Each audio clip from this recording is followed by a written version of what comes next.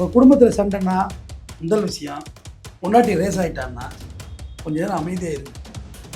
உனக்கு கோபமே வராதையா, வெக்கமா இல்லையா, உனக்கு சூடு இல்லையா, சொல்கிறேன் இருக்கு.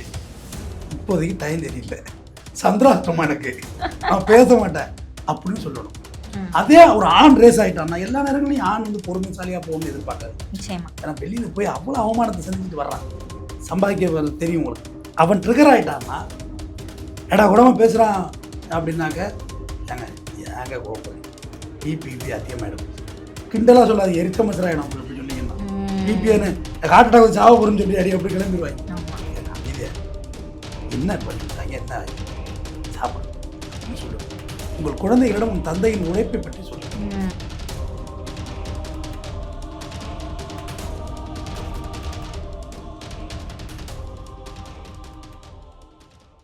அந்த நிகழ்ச்சியில் மேடையில் பேச வைக்கிறாருமா, அவருடைய சமாதியில் ஏறி பேசுகிற வாய்ப்பு எனக்கு கிடைச்சிது. தடாராகி ஏற்பாடு பண்ணி கொடுத்தாரு. திண்டுக்கல்ல ஒரு பெரிய மீட்டிங், அவங்க இந்திய தேசிய முஸ்லீம் லீக்ல, அதில் மேடை ஏறி 25 நிமிடங்கள் பழனிபாவை பற்றி பேச வாய்ப்பு எனக்கு கொடுத்தார். அது இறைவனுடைய செயல்பாடு தானே. வீட்டில் நடக்கிற சின்ன சின்ன பிரச்சனை நான் ட்ரிகர் ஆகிருந்தேன்னா வீட்டுக்குள்ளே சண்டை போட்டு சண்டை மேலும் சண்டை எதுக்கும் ஆகாம போயிடும்.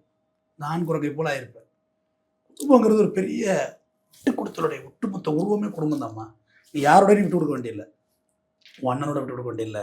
அது நீங்களாம் ஒரே பொண்ணு, சிங்கிள், ஒன்லி ஒன் டாட்டர். நீ உங்கள் அப்பா இவ்வளோ ஒரு பெரிய மனுஷங்க, உங்கள் அப்பா பவராக உள்ளவர், நல்ல மனுஷன். சொன்னார், பாப்பாவில் வந்து தொடையாவது கொடுத்துட்டானே ஆண்டவன் அப்படின்னு சொன்னார். ஆண்டவன் மேலேயும் நம்பிக்கை வைக்கல. என்னடா இறைவா, கருணையற்று என்கிட்ட இருந்ததே ஒரே ஒரு செல்வ மகள், அவள்கிட்ட ஒருத்த கையை பிடிங்கிட்டேடா அப்படின்னு கோவப்படலாம். எடுத்துக்கிற விதம் தானம்மா. அதுக்கு பிறகு அழைச்சிட்டு போய் உனக்கு குலதெய்வ கோயில் உனக்கு முட்டை அடிக்கிறாங்கன்னா அந்த நம்பிக்கை தானம்மா. அதான் சொல்ல வரேன், அந்த நம்பிக்கை, ட்ரஸ்ட்னஸ். உலகத்திலே அப்பழுக்கற்ற ஒரு ஒரு உறவு இருக்கிறது என்றால் அது அப்பா அம்மா தான். பட் அதை நான் புரிஞ்சுக்கிறப்ப, எங்கள் அப்பா என்னை பற்றி புரிஞ்சுக்கிறப்ப, நான் அவரை பற்றி புரிஞ்சுக்கிறப்ப ஏஜ் ஆகிட்டோமா. சண்டையெல்லாம் போட்டு காரி துப்பி முடிச்சிட்டோம். இனிமேல் சண்டை போடுறதுக்கே இல்லை, 2 பேரும் பேசாத பேட் வேர்ட்ஸ் இல்லை எங்களுக்குள்ளே சொல்கிறேன். ஏன்னா அடிச்சே விட்டார் எங்கள் அப்பா ராடால மண்டையில், அதான் தெரியுமே. அது எல்லாமே முடிஞ்சு போச்சு. இந்த இவர் தான் வந்தார், இவர் பேர் என்ன, கேமராமேன், நம்ம தம்பி ஊருக்கு வந்துருந்தார். ஆமாம், ஊருக்கு வந்துருந்தப்ப சைக்கித்துறை தான் வந்துருந்தப்ப என் பையன்ட்ட எங்கள் அப்பா சொல்லியிருக்காரு, உன் அப்பனுக்கு நான் வந்து நல்ல தகப்பனா இல்லை, உன் அப்பன்னா நான் எங்கள் நல்ல தகப்பனா இல்லை, பட் உங்கள் அப்பா வந்து ரொம்ப உங்களுக்காக சாக்ரிஃபை பண்ணுறான், கஷ்டப்படுறான் உங்களை வளர்க்குறதுக்கு. எங்கள் அப்பாட்ட கூட சொன்ன, ஒரு பையனை கூட நீ வளர்க்குறனா வள, ஏன்னா எங்கள் அப்பா என்னை நல்லா வளர்த்துருக்கு தான் நான் நினைக்கிறேன். சர்வேல ஆஃப் ஃபிட்டஸ்ட், நீ கொடுத்த டார்ச்சர் தான் நான் நீ நிமிர்ந்து நிற்கிறேன். நீ கொடுத்த கொட்டச்சல் இருக்குல்ல, கொட்டச்சல், அதுதான் நான் நிமிர்ந்து நிற்கிறேன். இல்லைன்னா வீணா போயிருக்குமா, வீணா போயிருக்க மாட்டேன். ஒரு செல்வந்தர் வீட்டு பிள்ளை எப்படி இருக்கணுமோ, ஒரு பணக்கார கொழுமதியான வீட்டு பிள்ளை எப்படி வளர்ந்துருக்கணுமோ அப்படி வளர்ந்துருப்பேன். உலகமே தெரிஞ்சிருக்காது, பசி தெரிஞ்சிருக்காது, ஏழை தெரிஞ்சிருக்காது, ஜாதி தெரிஞ்சிருக்காது, ஏற்றத்தாழ்வு தெரிஞ்சிருக்காது, சமுதாய வர்க்க இன போராட்டம் எதுவுமே எனக்கு புரிஞ்சிருக்காது. பழனிபாவே எனக்கு தெரிஞ்சிருக்காது. பழனி முருகரை கும்பிட்டு பஞ்சாமிரத்தை வாங்கி நக்கிட்டு வந்திருப்பேன். அவர் கொடுத்த கொடைச்சல் இருக்குல்ல, கொட்டாப்பா, ஐயோ, பேசுனா ரத்தம் தரிக்கிற மாதிரி பேசுவாரு, காது கொடுத்து கேட்க முடியாது. சேர்ந்துடலாமே அப்படின்னு, இப்போ காசு பணம் வந்ததுக்கு அப்புறம் அப்பா வந்துட்டாருன்னு நினைச்சிடக்கூடாது அப்படின்னு ஒரு நிமிஷம் கண்கலங்கிட்டு. ஓ, வேற மாதிரி நினைக்கிறதா? இந்த பயம் எனக்கும் உண்டு. அப்படின்னா, எங்கள் அப்பாவுக்கு வந்து இந்த ரிட்டையர்மெண்ட் கிராஜுவேட் எல்லாம் கொஞ்சம் குரோரில் வருது. நான் கொஞ்சம் இடையில வந்து அவர் கொஞ்சம் இதெல்லாம் ஆகி பணம் வராது இருந்துச்சு. எங்கள் அப்பாலாம் சொன்னதே இல்லை, நான் வாத்தியார் தான் சொல்லுவேன் அவரை, அப்பா எப்பயுமே சொன்னதில்லை. இப்போ சேர்ந்து பயணிக்கிறத 2 பேருக்குமே அந்த தயக்கம் உருவாயிட்டு. எப்படின்னா ஃபினான்ஷியலாக மகன் நான் சவுண்டான பிறகு அப்பா வர்றான் அப்படின்னு நினச்சிடக்கூடாதுன்னு அவர் நினைக்கிறாரு.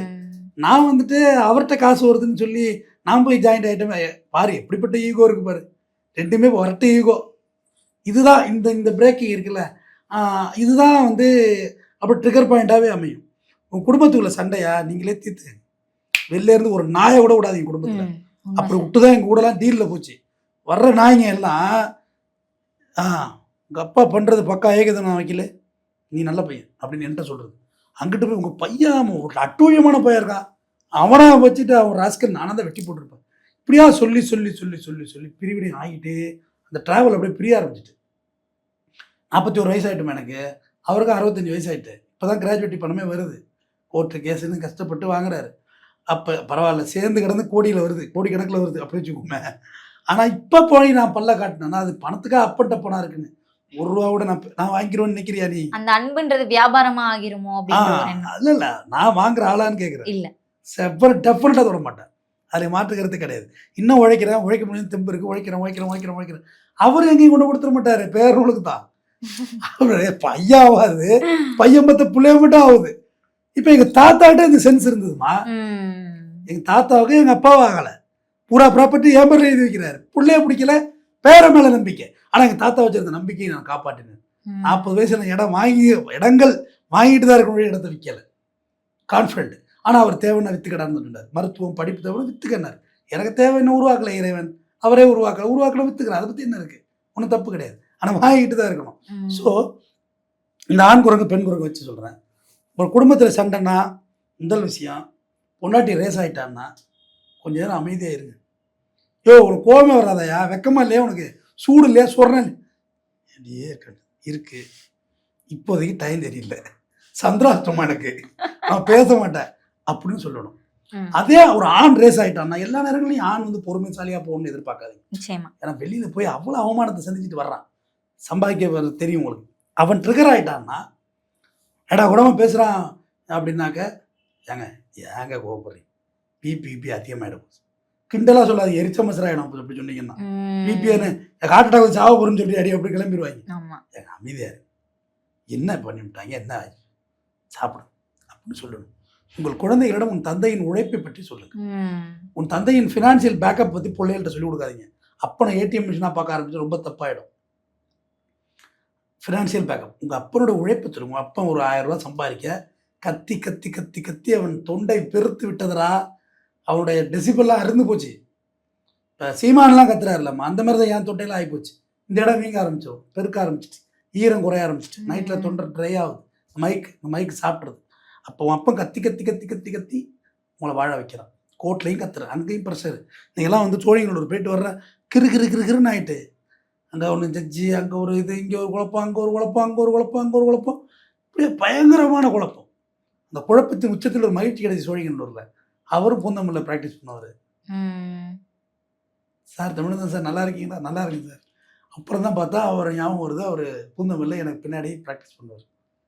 2008-09 சொல்கிறேன். மகிழ்ச்சியாக இருந்தது.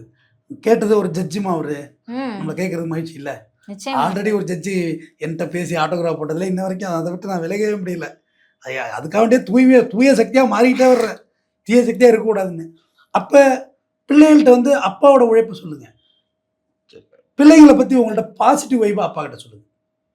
ஒரு பிள்ளை தெரியாமல் பேர் குடிச்சிட்டு வந்துட்டான் வீட்டுக்குன்னா அதை பெரிய பூதாகரமாக்கிடாதீங்க. குடிச்சிட்டாங்க பிரச்சனை ஆக்கிடாதீங்க. அப்பாவுக்கு தெரிஞ்சால் ரொம்ப தர்ம சங்கடமாயிடும். செருப்பு பிஞ்சிடும். First and last warning.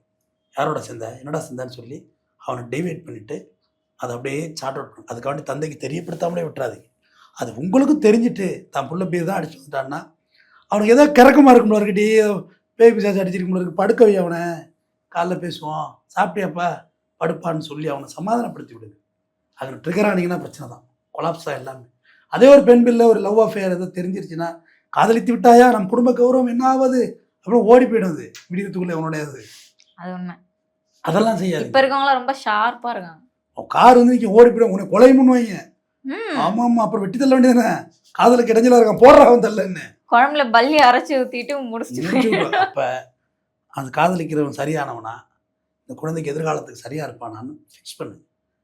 நமக்கு பிறந்துட்டதுனால பிள்ளைகள் அடிமைகள் கிடையாதுங்க, ஸ்லேவ்ஸ் கிடையாது. அவங்க நம்முடைய தொல்லைகள் இல்லை, பிள்ளைகளில் அவங்க எப்படி தொல்லையை நினைக்க முடியும் பிள்ளைகளை.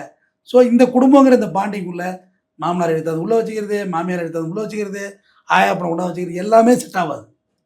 எனக்கு தான் அம்மா அப்பா, வந்தவளுக்கு எப்படி அம்மா அப்பாவாக இருக்க முடியும்? சும்மா கல்யாணம் ஆன புதுசில் அம்மா அப்பா அம்மாங்க, ஏய் நடிக்காத, 1000 பார்த்தாச்சு. அதை இவன் மாமனார், எனக்கு மாமியா இல்லை, அவங்க இன்னொரு அம்மா. ஏய் நாடகத்தில் பேச வேண்டியது வந்தால் இங்கே பேசிகிட்டு இருந்தால் எப்படி ட்ராமா டிவி சீரியல் பேச ஓடும் அப்படின்னு. அதெல்லாம் இங்கே பாசிபிளே இல்லை. மச்சானை கொண்டா வச்சுக்கிறது, அண்ணன் தம்பி கொண்டா வச்சுக்கிறது நடவடிக்கை ஆகாது. அதேமாரி உங்கள் உறவுகளுக்கு பணம் கொடுத்தா கூட வீட்டில் சொல்லிட்டு கொடுங்க, திருட்டுத்தனமாக கொடுக்காதீங்க. தெரிஞ்சாதான் பிரச்சனை. இந்த பாரு, இவர் வந்து என் வாழ்க்கையில் இவ்வளோ அளவுக்கு நான் உயர்ந்ததுக்கு காரணம் இவர் தான். அவர் நீ சிரமப்படுறாரு, அவருக்கு 1 லட்சம் கொடுக்குமா 2 லட்சம் கொடுக்குமா, 2 லட்சம் கொடுக்குமானா கொடுங்கன்னு சொல்ற மாதிரி பொண்டாட்டியை மாற்றி வச்சுக்க. ம். இது இந்த இப்படி செய்யாத குரங்காகி விட்டால் தனியாக உட்காந்து சிந்திக்க வேண்டியதுதான். நன்றி. குரங்கு விடைபெறுகிறது.